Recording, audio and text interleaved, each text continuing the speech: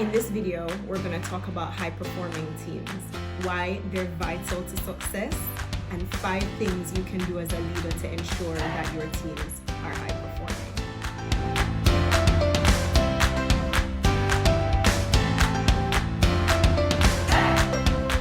I'm Loell, and I help build high-performing teams, improving their collaboration, their creativity, and their productivity through remote workshops and coaching. So what is a high-performing team? It's important to make 2 key distinctions.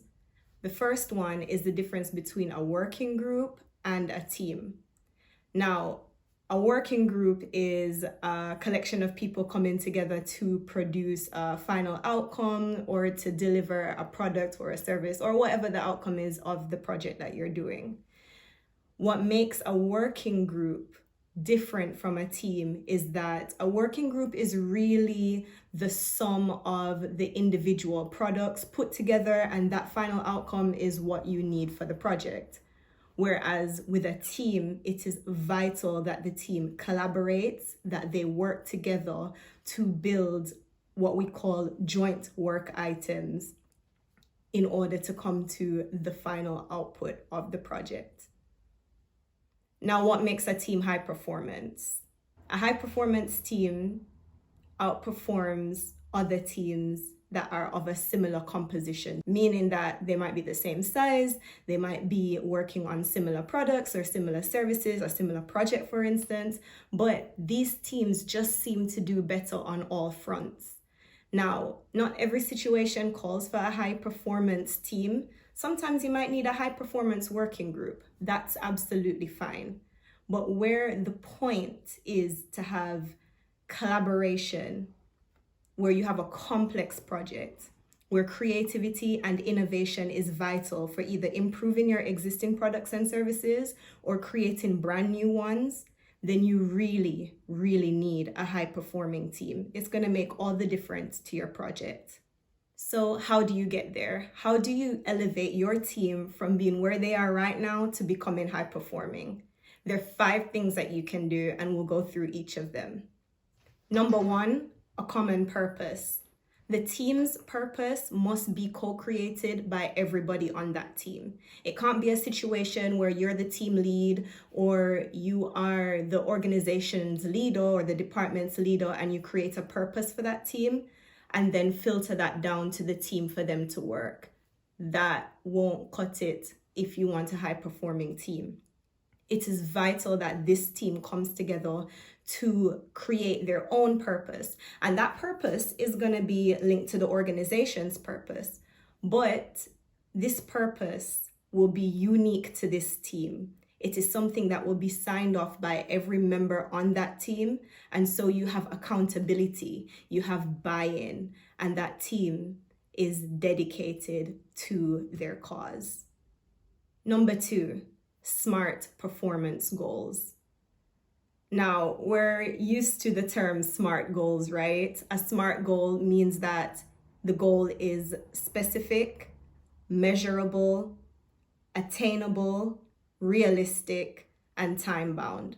Or sometimes they swap out the R instead of realistic, they put relevant, but you know what I'm talking about.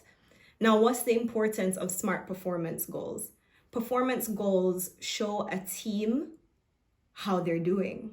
Are we on track? Are we doing well? Or are we falling behind?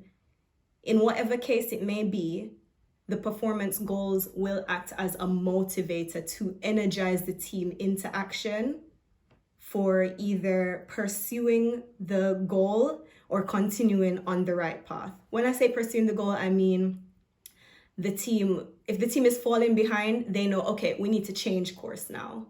Or, you know what, we're doing really well, we're almost there, let's push a bit harder. Now, the reason why these goals need to be SMART is because when we think about projects, especially complex projects that require high-performing teams, the end result can be a bit far off and it might feel like, oh, we're never gonna get there. And that's normal. But in order to get through that period of just pushing through and just not seeing the light at the end of the tunnel, SMART goals Our SMART goals provide a team with quick wins, and quick wins will motivate and energize the team, giving them momentum to push through what might be tough times.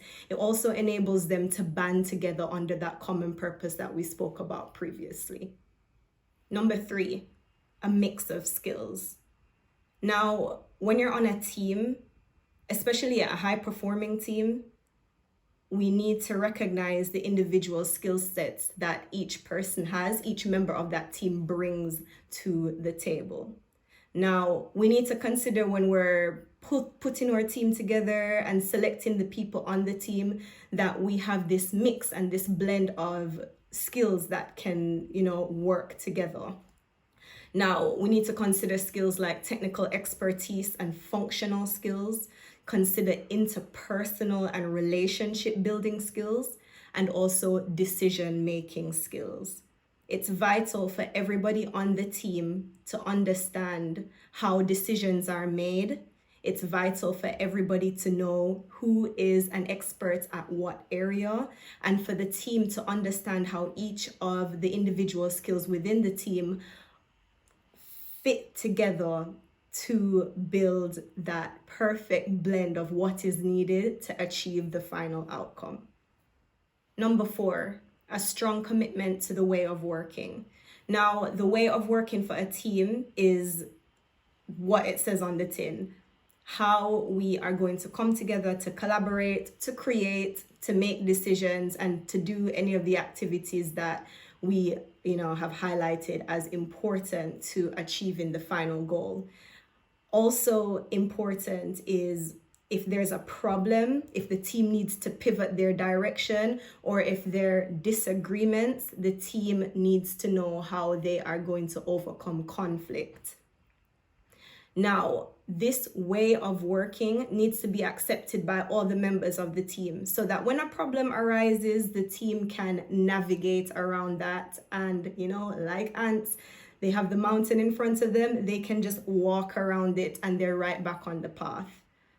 If a team doesn't understand the way it's supposed to work, and this doesn't only include in terms of how they communicate with each other and how they solve problems, how they make decisions, but also what tools they use, what hours of day do you work, when are you expected to reply, just these basic social contracts as well as a standard way of working. If a team knows that, then it can sift through a lot of the difficulties that we find with collaboration, especially on projects that are highly complex. So it might take a while and you might need a dedicated workshop to go through your way of working, but it's very important that this is done before the project commences and as soon as the team is put together, really. At your earliest convenience, if you're leading a team, sort out your way of working and it will be of benefit for you and your team members further down the line. Number 5, mutual accountability. Now, a boss or a team leader cannot push accountability on a team or force accountability on a team. The team needs to have that naturally, and that builds over time with a commitment to the way that the team works and a common goal and purpose. Now, whilst you can't give your team this by clearing the way of, political blockers or any other blockers that might come into the team's way, you will be able to give your team what they need to build up that mutual accountability. It's far more effective for a team to say, we hold ourselves accountable for the work that we deliver, rather than them saying the boss holds us accountable. So those are the 5 elements that you can implement to bring your team to improve their performance and be more effective. By implementing these elements, your team is on their way to becoming a high-performing team. Thanks for watching this video, and I will see you in the next one.